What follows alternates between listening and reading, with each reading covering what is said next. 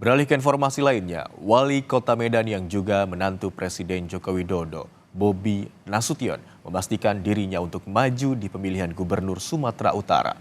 Hal ini diungkapkan Bobi merespons informasi terkait kontestasi Pilgub Sumatera Utara pada November 2024 mendatang. Terkait maju di Pilgub Sumatera Utara, Bobi mengaku telah mendapat dukungan dari Ketua Umum 3 partai politik, yakni Gerindra, Golkar, dan PAN.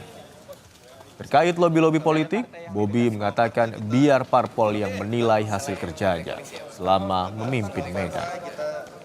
Dalam menjalankan pemerintah Kota Medan itu kan dekat banget partai yang ini. Yang penting kita sampaikan, terus kita di sini tugasnya selesaikan tugasnya. Partai-partai kan melihat juga nanti. Ini kemarin udah dikasih tugas jadi wali kota Medan oleh partai, tugasnya diselesaikan enggak? Jangan belum selesai tugasnya mikirin yang lain-lain.